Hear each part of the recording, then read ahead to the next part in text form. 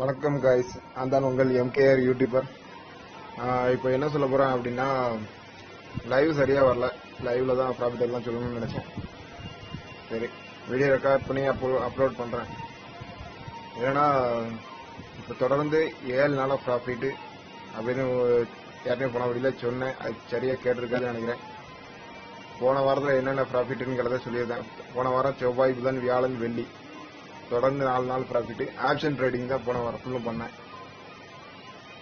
First day வந்து 2400, second day 1500, third day 720, fourth day வந்து 1400. அதுக்கப்புறம் இந்த மண்டே வந்து காலையிலே 1200. அடுத்தது நேற்று 1050, இன்னைக்கு 992. மொத்தம் ப்ராஃபிட் எவ்வளோங்கிறத நானும் டோட்டல் போடல. ஆனால் என்ன மண்டே வந்து வச்சுன்னா தப்பு பண்ணிட்டேன். என்னன்னா தொடர்ந்து ப்ராஃபிட்ல 4 நாள் எடுத்தாச்சு. மண்டே வந்து கொஞ்சம் ரிஸ்க் எடுத்து, மண்டேனாலே கொஞ்சம் பாசிட்டிவாக இருக்கும் அப்படின்னு ஒரு நம்பிக்கையில ஸ்டார்டிங் பாசிட்டிவாக இருந்துச்சு. நான் வந்து என்ட்ரி எடுக்கும்போது கேண்டில்லாம் நல்லா பாசிட்டிவாக போகும்போது தான் என்ட்ரி எடுத்தேன். என்ட்ரி எடுத்தாச்சு. செகண்ட் என்ட்ரி எடுத்துருக்க கூடாது. மத்தியானம் வந்து மார்க்கெட் நிலவரம் சரியில்லை. ஒலடைல் மாதிரி மார்க்கெட் மேலே கீழே கொஞ்சம் போச்சு. என்ட்ரி எடுத்தேன். கடைசியில் அதுவும் லாட் ஆப்ஷன் ரைடு தான் இன்னைக்கு. லாட் வந்து கொஞ்சம் அதிகப்படுத்தி வாங்கியிருந்தேன், 10 லாட்டு. கடைசியில் அது கவுத்து விட்டுருச்சு. மறைக்கிறதுக்கு என்ன, கிட்டத்தட்ட ஒரு 4500 லாஸு. சொல்லப்போனால் 5200ன்னு வரணும். ஒரு 600 மட்டும் ப்ராஃபிட்டு. அந்த 600 எப்படி ப்ராஃபிட்னா, அந்த 1200 ப்ராஃபிட்டுங்கிறல்ல, அந்த 1200 ப்ராஃபிட்டை மறுபடியும் ரீஎன்ட்ரி கொடுத்துருந்தேன். அந்த ப்ராஃபிட்டில் 600 ரூபா அடி வாங்கிச்சு.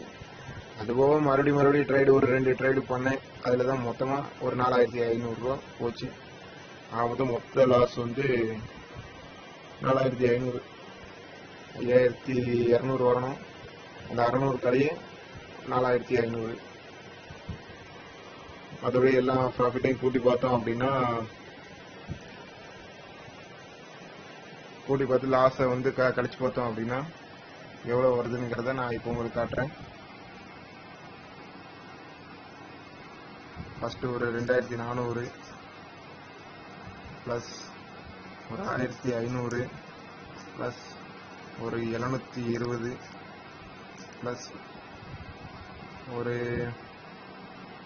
1400 சில்லறை வந்துச்சு. சில்லறையெல்லாம் நான் கணக்கில் எடுக்கிறதில்ல.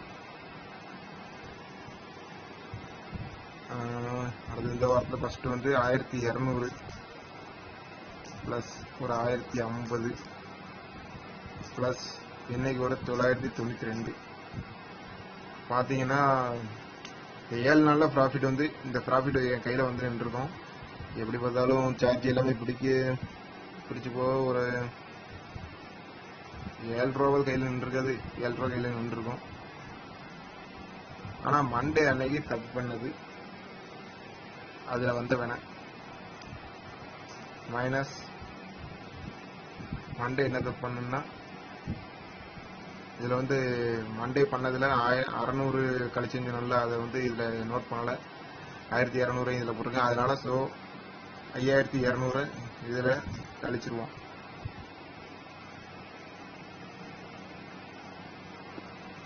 கழிச்சிட்டோம் அப்படின்னா 4062 தான் profit.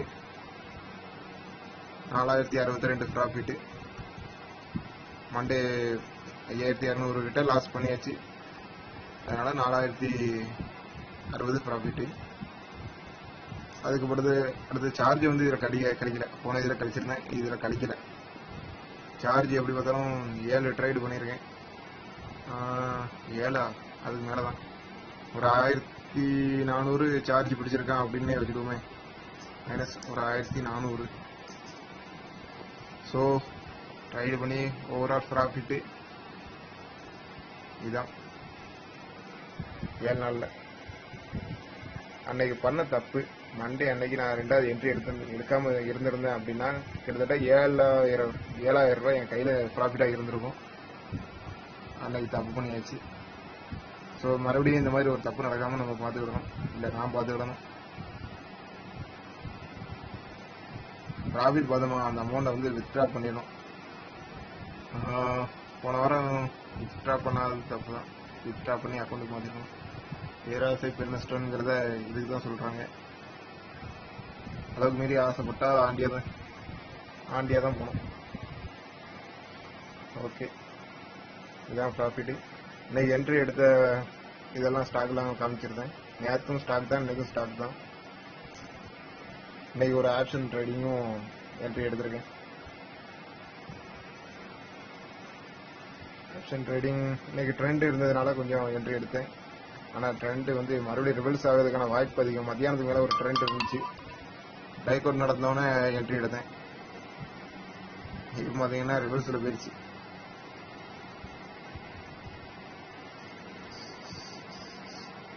Angel Broking recommendation, put option recommendation பண்ணுறோம். இந்த மாதிரி நேரத்தில் வந்து மறுபடியும் என்ட்ரி எடுக்கூடாது. ஆனால் இன்னைக்கு வந்து என்ட்ரி எடுத்தேன். டாக்டர் ரெட்டி வந்து ஒரு நல்ல மூமெண்ட் கொடுத்துச்சு.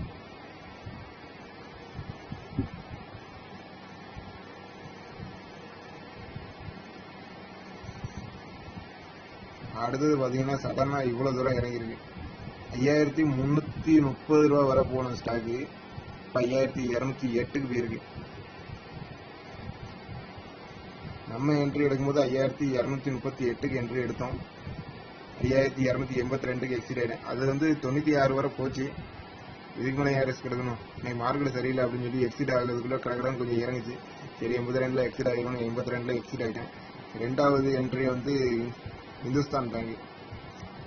இந்துஸ்தான் பேங்க் நான் செல்லிங் மெத்தடா பையிங் மெத்தடாங்கிறது ஒரு கன்ஃபியூஷன் ஆகி போச்சு. அதை 2வது சொல்கிறேன்.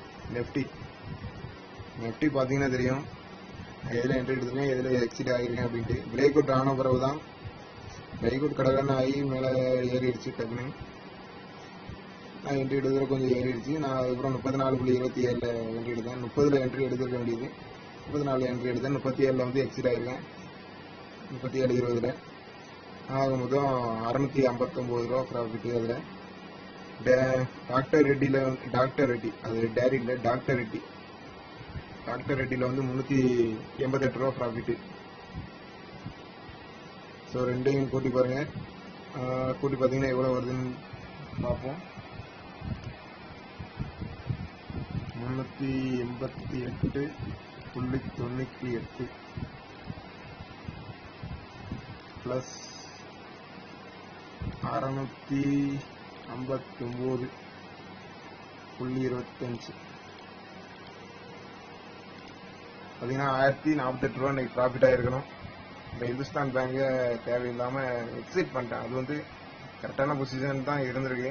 நான் தான் என்னடா ஆப்போசிட்டில் எதுவும் போதா என்ன ஏதுன்னு ஒரு பையிங் தான் பண்ணணும்னு நினச்சி பண்ணிட்டனோ அப்படின்னு ஒரு கன்ஃபியூஷன்.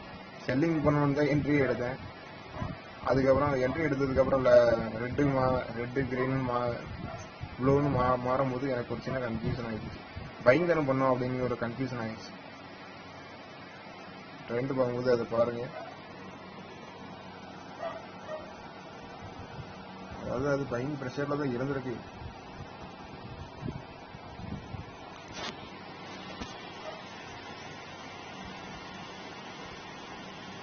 பார்த்தீங்கன்னா தெரியும் 1 minute candle 13 minutes candle. Tower problem இருக்கு. இந்த டவர் ப்ராப்ளம் என்னை கொள்ளுது. ஜியோ ஹாட்ஸ்பாட்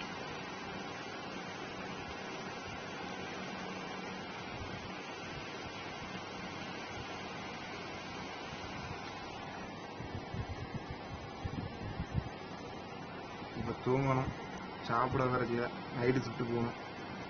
13 minutes கேண்டில் வச்சாச்சு.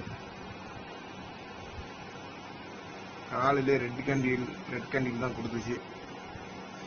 அடுத்தது இந்த இதை பிரேக் பண்ணுச்சு, என்ட்ரியும் எடுத்துட்டேன். பிரேக் பண்ணலாம். சரி அப்போ மேலே தான் போகும்னு ட்ரெண்டு அகேன்ஸ்டா மாறுது அப்படின்ட்டு. ஆனால் அன்னைக்கு சொல்ல போனால் ஒரே இதுதான், மேலே கீழேன்ட்டு. அதாவது மேலையும் இல்லாமல் கீழே இல்லாமல் ஒரு சரியான ட்ரெண்ட் இல்லாமல் இன்னைக்கு ட்ரைடு. இந்த இடத்துல பைங் பண்ணிட்டேன்னு நினைச்சிக்கிட்டேன். சொல்லப்போனால் அந்த இடத்துல செல்லிங் தான் மாற்றி பண்ணியிருக்கேன்.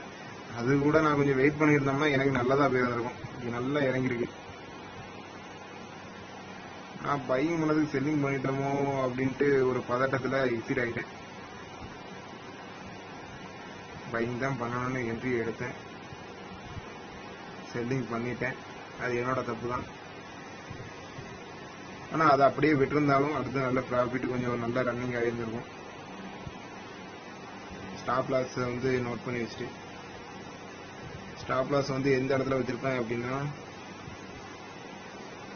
536 என்ட்ரி எடுத்துருக்கேன்னா ₹5.30 வந்து ஸ்டாப் லாஸ்.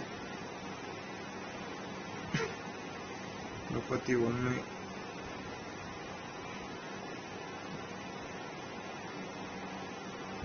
₹30.70 தான் ஸ்டாப் லாஸ்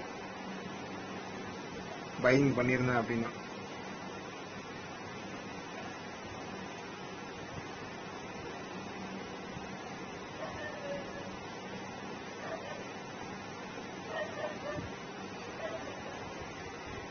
இந்த இடத்துல பையிங் பண்ணியிருந்தோம்னா இந்த இடத்துல எக்ஸிட் ஆகிடணும், ஸ்டாப் லாஸ் கெட் பண்ணோம்னா வெளியே வந்துடணும். ஆனால் செல்லிங் பண்ணியிருந்தேன், அதுக்கும் 1% ஸ்டாப் லாஸ் வச்சிருந்தேன் அப்படின்னா நல்லா தான் இருந்திருக்கும். அப்படி ஒரு ரிஸ்க் தேவையா தேவையில்லையா, அப்படி வச்சிருந்துருக்கலாம். 1% கொஞ்சம் பொறுமை இருந்துக்கலாம். ஆனால் இது நம்ம பிளானுக்கு அகேன்ஸ்டா உள்ள ஒரு மெத்தடு. ட்ரெண்ட் எங்கே பார்த்து போகுதுங்கிறத கணிச்சு தான் நம்ம இதுங்கிறோம். ட்ரெண்டு சில நேரத்தில் வந்து சொதப்போம். இன்னைக்கு சொதப்பிடுச்சு. மற்ற நாளும் இதே மாதிரி இந்த மாதிரி வராது. இன்னைக்கு ஏதோ இப்படி ஆயிடுச்சு. சரி, பெரிய அளவு லாஸ் இல்லை, ஒரு நல்ல ப்ராஃபிட் தான் தொடர்ந்து எடுத்துக்கிட்டு இருக்கோம். இதை கண்டினியூ பண்ணுவோம். மறுபடியும் எந்த ஒரு தப்பும் பண்ணாமல் இருக்கணும். தப்பு பண்ணாமல் இருக்க நான் எவ்வளவு முயற்சி பண்ணிட்டு இருக்கேன். முடிஞ்ச அளவு என்ன திருத்திக்க பார்க்குறேன். ஓகே, வீடியோ கட் பண்ணுறேன்.